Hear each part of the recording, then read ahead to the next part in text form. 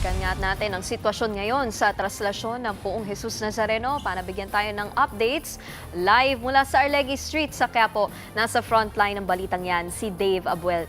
Dave, nasan ka ba ngayon at ano nga bang update dyan? Nikki, kasalukuyan nga tayong nandito sa Arlegui Corner, Casal Street. Nakaantabay nga tayo sa pagdating ng andas ng Poong Nazareno. Kasama natin nakaantabay yung ilang mga deboto na nandito mismo sa Arlegui Street. Kanya-kanyang diskarte muna yung mga deboto dahil medyo katirikan na nga yung araw at kailangan muna nilang sumilong sa mga lilim habang nag-aantay nga doon sa pagdating.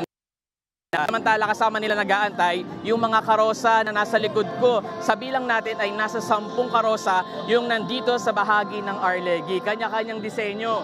May mga karosa na pinuno ng mga bulaklak, meron namang punong-puno ng mga palamuti ng kulay puti.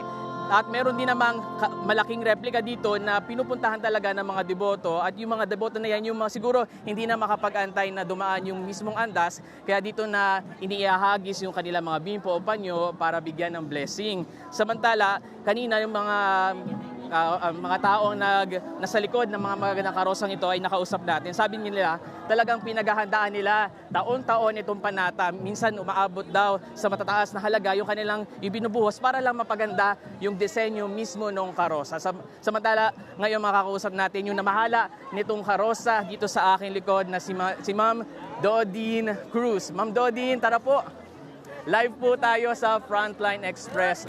Ma'am, konting tanong lang. Kamusta po? Kamusta po ang pag-aantay po natin sa andas? Okay lang naman po. Ayos naman po kami.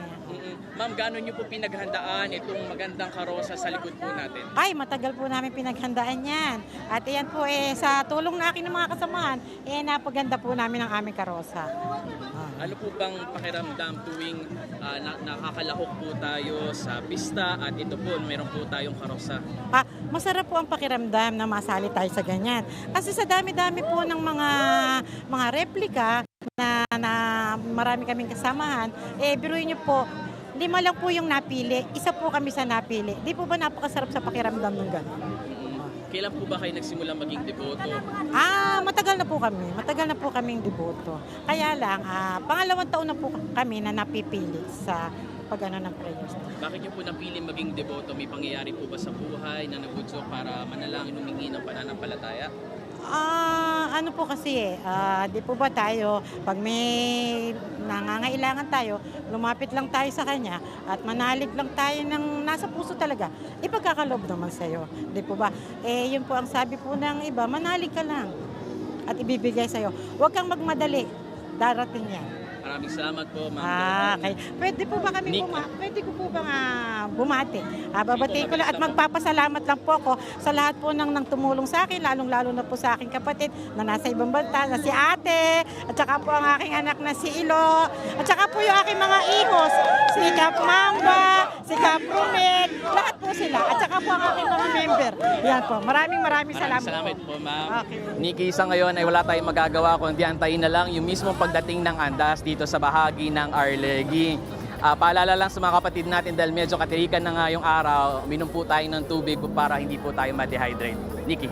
Ayan, nakakatuwa naman ang mood ng mga deboto dyan. Yan ang Express Report ni Dave Abuel mula sa Arlegui Street sa Maynila. Mga kapatid, Nikki de Guzman po. Para sa pasada ng mga rumaratsyadang balita, mag-follow at mag-subscribe na sa social media pages ng News 5.